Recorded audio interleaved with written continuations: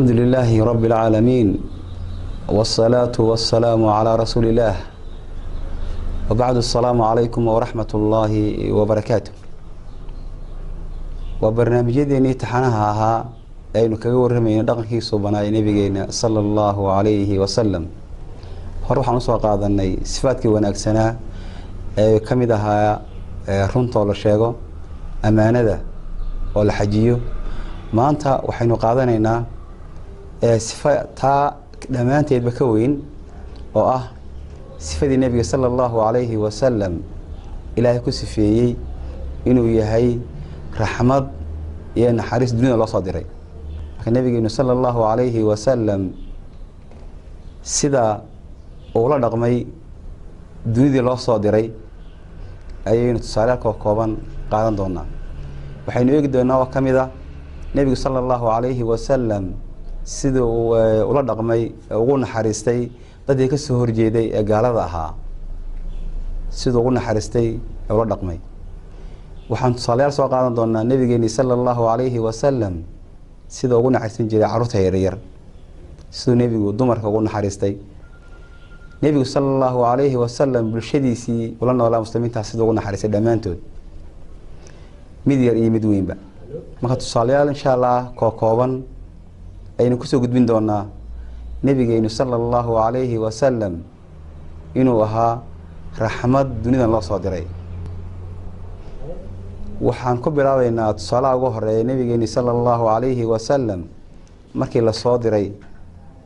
waxa ka hor yimiday ugu horeeyay dadkii ula noolaa oo tulkii ahaa oo Quraysheed kadib markay dhibaateeyeen oo dhibaato badan ka soo gaadhay dacwadiisina ay aqbali waayeen nabiga sallallahu alayhi wa sallam wuxuu isku dayay bal inuu magaalada Makka meelaan ahayn u yara baxo oo bal dacwada iyo khayrka u sheego sayid bal dadkaasi u qaataan nabiga sallallahu alayhi wa sallam isku dayga uu sameeyay wuxuu tagay magaalada Daa'if markuu magaalada tagay wuxuu la kulmay odayadeedii iyo dadkii cayaanta ahaa ee waaweynaa qaar kamida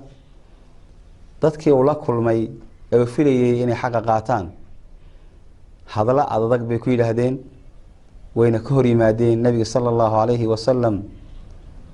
wayna diideen waliba wax ku dareen in ay nabiga sallallahu alayhi wa sallam ku kiciyaan oo ay ku diraan dadkii maangaafka ahaa iyo carruurtii ku diraan nabiga sallallahu alayhi wa sallam la dhagaxyeeyo oo la eeriyeedo oo dhibaato badan la gaarsiiyo ilaa dhiigiisu uu daatay nabiga sallallahu alayhi wa sallam nabiga sallallahu alayhi wa sallam markuu ka soo noqday soo aad iyo aad u murugaysan dhibaato badan ka muuqato ayuu nabiga sallallahu alayhi wa sallam alla bariyay qisadaas xadiiskeeda waxa ay ku sugan tahay Bukhari iyo Muslim kaba في صحيح البخاري حديثك 3270 كتابك بدء الخلق أي كجرتها كتابك مسلم كأنا حديثك كنت ضابق السقاشن يشن كتاب الجهاد والسير أي لقيه لي قصدا وقصدي عاش النبي صلى الله عليه وسلم أي كتري dhibaato ka badan miyay kugu dhacday maalintii wuxuu dhibaato ka badani marka qisada marka nabigu uga warramay Daa'if uga warramay ay dhibaatada ku sameeyeen qoladaas nabiga sallallahu alayhi wasallam marka dhibaatadaasi gaadhay ilaah buu bariyay soo ducaysanaya nabiga sallallahu alayhi wasallam ba'iidin yatajahhamani am ila aduwin malaktahu amri in lam yakun bika ghadabun alayya fala ubali nabiga sallallahu alayhi wasallam halkan socona walka wuxuu leeyahay Ilaahay subhanahu wa ta'ala ilaahu hadaadna adigu iyo cadoonin wax dhib oo haystaa ma jirto walakin aafiyatuka hiya awsa'u li a'udhu bi nuri wajhika alladhi ashraqat bihi adh-dhulumat wa salaha alayhi amru ad-dunya wal akhirah markuu nabigu ducada akhriyay oo aad ilaahu bariyay dhibaato badan ka muuqato ayaa nabiga sallallahu alayhi wa sallam waxa uu leeyahay waxaan arkay malakul jibriil ayaan arkay oo la socdo malagii buuraha malakul jibaal kadib nebiga jibriil baa salaamay deetana wuxuu u sheegay inuu malagaasi la socdo malagii malakul jibaal ayaa markaa nebiga sallallahu alayhi wasallam ayaa waxa uu ku yidhi haddii aad doonto waadi amri oo dadka ku beeniyey ee mushrikiintaas carbeeda ku beenisay ee magaalada Maka degan labada buurood ee dhinacda ka xiga akhshabeenkaas ayaan ku dabooliyaa oo ku halaagaya nebigu sallallahu alayhi wasallam markuu intaa maqlay nebigu wuxuu yidhi bal arjuu أن يخرج الله عز وجل من أسلابهم من يعبد الله عز وجل وحده لا يشرك به شيئا وحن إلهي كرجينيا dadka maanta gaalada ah ay beeniyay in dhabaradooda iyo tafiirtooda dambe Ilaahay ka soo saaro dad Ilaahay kaliya caabudayo oo shariig yeelin qisadaasi waa qisa muujinaysa nabiga sallallahu alayhi wasallam xariisiisa nabiga inuu ahaa shakhsiyad aad u naxariis badan isagoo saa loo kadeeday dhiigiisu saa dhulka u galay dhifta inta la gaadhay ayuu hadana wuxuu leeyahay maya halaagin halaagoog nabiga ma jeclayn marka nabiga sallallahu alayhi wasallam dadka gaalada ah oo halaagma oo baaba oo dunga ah nabigu wuxuu ka jeclaa iyagoo hanuuna iyagu hadii hanuuni iyagu waayaana inta fiirtoodu ay hanuunaan sidii bay u dhacday nabiga sallallahu alayhi wasallam rajadiisii Ilaahay waa aqbalay dadkina yoon fatxigii waadikii dadkooda islaamay nabiga sallallahu alayhi wasallam naxariistiisa daan tusaale soo qaadana waxa kamid ahaa nabiga sallallahu alayhi wasallam caruurta yar aad buu nabigu naxariisan jiray axwaashooda warisan jiray haddana isagoo nabigii Ilaahay ah oo mashquulka inta laga haysto ayuu haddana caruurta yar nabiga sallallahu alayhi wasallam aad iyo aad ugu naxariisan jiray Anas radiyallahu anhu warda waxa uu nooga sheekeynaya Anas bin Malik wuxuu leeyahay inaan yaroon walaalanahay oo liila Aba Umayr oo isku hooyanahay Anas isku hooyay ahaayeen waxa dhashay Sulaym nabiga sallallahu alayhi wasallam Sulaym waati Anas waagi soo nabiga soo jirooday u keentay marka Anas nabiga khaadim buu ahaa marka inaan yaroo ka yaraa oo laakiin isku hooyuna yihiin ayaa nabiga sallallahu alayhi wasallam maalmaha kamid ah soo boqday gurigii Sulaym waa gabadhii Anas hooyadii waa gabadhii wanaagsanayd ee nabiga inankeeda u keentay Anas ee tira ku khidmeeyo marka nabigu waa soo boqday maalmaha kamid ah deetan markuu wuxuu arkay in yaro murugaysan buu arkay markaas uu Umayrow Aba Umayrow maxaa kugu dhacay maasa loo sheegay inuu shimbir yaro uu lahaa ka dhintay deetana nabiga sallallahu alayhi wasallam wuxuu ku yiri kiyara ku yiri ya Aba Umayr ma fa'ala an-Nuqayr isagoo luqadiisa kula hadlaya Aba Umayrow ka hor shimbirkii muxuu sameeyay marka nabiga sallallahu alayhi wasallam ilmaha yar wuxuu kula hadlayaa aqligiisa iyo garaadkiisa kula hadlayaa waana tusaya jacaylka uu qabo nabiga sallallahu alayhi wasallam waxa uu jeclaa saacada subaxa wuxuu jeclaa inuu saacada dheereeyo nabiga sallallahu alayhi wasallam marka wuxuu yiri waxaan jeclaa salaada inaan dheereeyo waxa laga yaabaa salaada inaan galaan oo doonay inaan salaada dheereeyo waxa laga yaabaa inaan maqlo ilmo yar oo ooyay yeetan salaadeeda aan soo koobo anoo og hooyada safka ku jirta ee salaada tukanaysa murugta helaysa anoo og si aan ugu naxariisto hooyada ugu naxariisto ilmaheega yar ugu naxariisto aan salaada soo gaabinaya marka nabiga raxiim buu ahaa nabiga sallallahu alayhi wasallam saasoo marka ugu naxariis badnaa hooyay inankeediba saasoo nabiga ugu naxariis badnaa dhamaan dadka muslimiintii nabiga wuxuu ku tarbiyadiyay inay isku naxariistaan dadkii caraabtaha ama dadka islaamka soo galeeyay waxay la yaab jireen dhaqanka muslimiintu ay leeyihiin dadka islaamka ee naxariista markay arkaan nabiga sallallahu alayhi wasallam maalmo wuxuu dhunkaday Xasan bin Ali oo gabadhiisa Faatimo Zahra ay dhashay nin kamid ah odaydii marka waaweynaa reer Quraysheed ayaa reer binu tamiim buu ahaa ayaa arkay nebiga sal alla alay slam nebigoo dhunkanaya inankaa yaree xasan dhunkanaya, xasan bin cali dhunkanaya. odaygii wuu la yaabay, wuxuu yidhi 10 wiil baan leeyaho anu midnama dhunkan. nebiga sala allahu calayhi wasalam waxa uu yidhi man laa yarxam laa yurxam. qofkan isagoo naxariis qalbigiisa ku jirin looma naxariisto. markaa nebiga sala allahu calayhi wasalam sidaasuu ahaa mid u naxariista carruurta ayuu ahaa iyo dadka dhammaan ummadaba. bal haddaynu aragnay inuu nebigu u naxariistay ilmo yar, bal iminka haddana aynu eegno nebigoo qof da u naxariisanaya. nebigu sala allahu calayhi wasalam maalintii maka uu furtay ee guushii weyneed ee dhacday, nebigu sala allahu calayhi wasalam dadkii loo keenay waxaa ka mid ahaa abaabakar aabihii, abubakar sadiiq aabihii baa ka mid ahaa. waxaa lagu naanaysi jiray abaa quxaafa, cismaan bin caamir ayuu magaciisu ahaa. nebigu sala allahu alay wasalam markii loo keenay odaygii da- oo la wado, marka nebiga loo keenay ee abubakar wado, ayuu nebigu wuxuu yihi sala allahu calayhi wasalam hal laa tarakta ashaykha fii beytihi xataa akuunu ana aatiihi. abubakarow,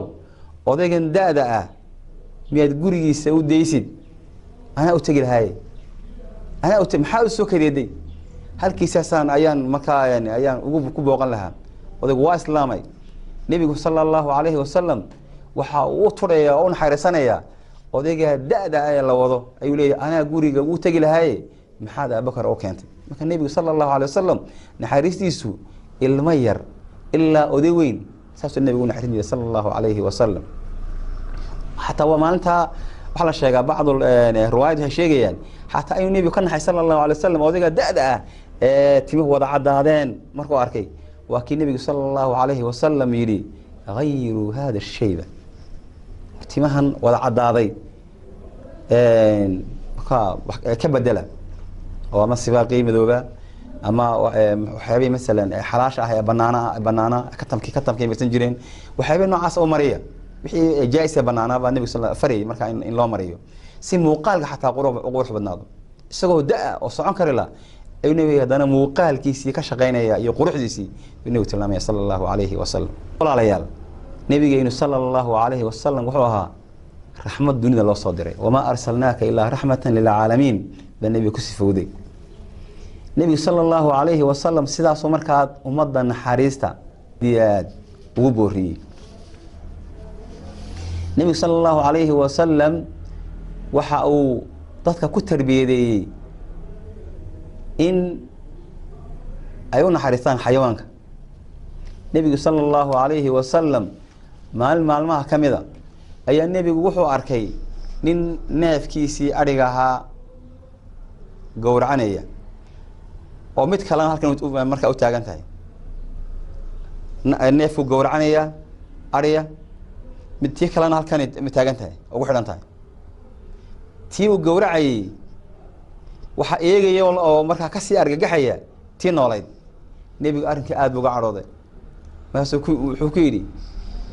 hallaa xajabtahaa can ukhtihaa aturiidu an tamuutaha maratayn. war neefkan aad gowracayso tan nool maad ka qarisid, waxaad doonaysaa inaad 2 goor disho. leeyahay war kan gowracaya neefkan gowracanayo maad neefkan kan kale nool ka qarisid, bimacnaa miyaad doonaysaa inaad 2 goor disho, neefka disho. marka waa adaab wanaagsan ayaa nebigu u dhigaya sala allahu calayhi wasalam. waxaa kaloo nebigu sala allahu calayhi wasalam ummadda uga digay xayawaankan ay dhaqanayaan ay raranayaan sida geelii iyo fardihii iyo dameer wixii lamid a inayna saarin wax ka badan daaqadooda. daaqada iyo awoodda ay leeyihiin in ka badan la saaraayo nebigu sala allahu alay slam xaaraan buu ka dhigay, aada buuna uga digay. xataa bini aadanka kuu shaqaynaya ee shaqaalaha ku ah inaad dul dhigto shaqo ka culus, diinteenni way xaaraantinimaysay. qofkii oo maskiina oo meelo togo aanan garanayn adig kuu shaqaynaya, dukaan yar ku iibinaya, haddaad tidhaahdo 6 subaxnimo ilaa caawa 12 joogaysaa, qofkiina meelo taga unan haysan oo shaqada ayaar ku dhegayo, aadna aad fursadda ka faaidaysanayso, walaalayaal taas lafteeda waa xaaraan. qofka bini aadanka ee ku shaqeynaya inaad dul dhigto wax ka badan miisaankiisa iyo awoodiisa diinteenu shariicadeenu ma banaynin. waxaa loo baahan naxariis in la isku naxariisto qofka loo shaqeynayo iyo ka u shaqeynaya, ka yar, ka weyn,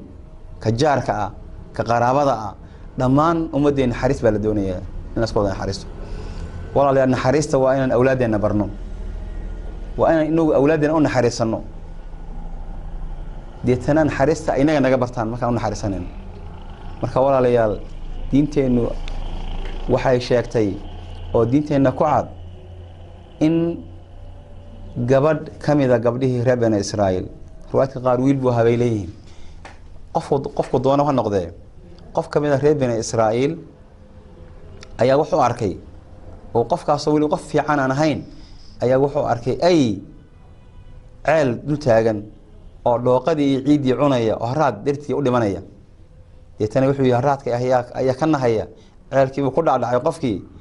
kabihiisii iyo qofkiisii buu soo daray, uu waraabiyey. deetana waraabinta awgeed baa faqafara allaahu dambahu, ilaahay saasuu qofkii isna dembi dhaaf u siiyey, saasuu janno qofkiina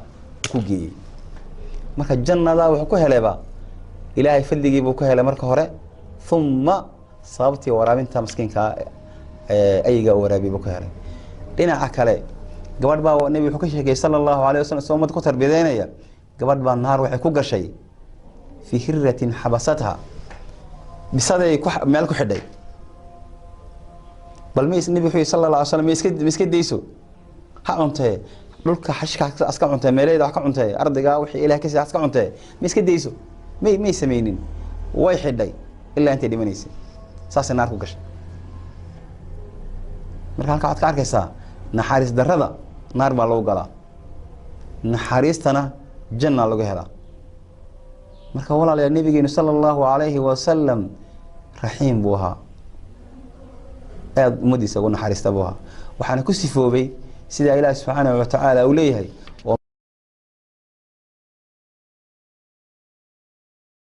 wamaa arsalnaaka ilaa raxmatan lilcaalamiin.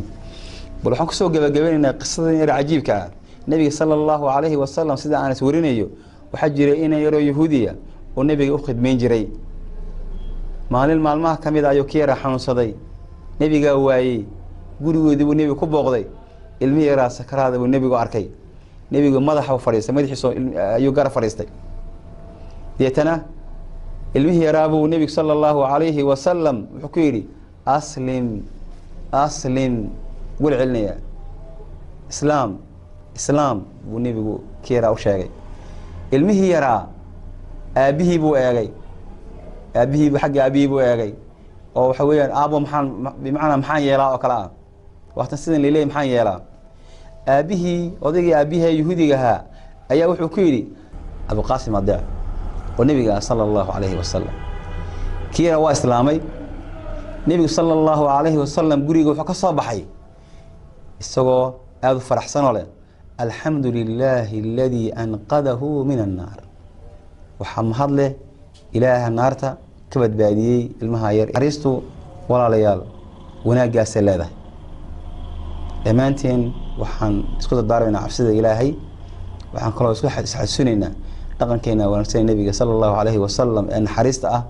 in aynu yeelano oo nabiga naxariista kaga dayano, dhexdeena isku naxariisano, jaarkeena u naxariisano, xayawaankan nagu xeersana u naxariisano. assalaamu calaykum waraxmatullaahi wabarakaatuh.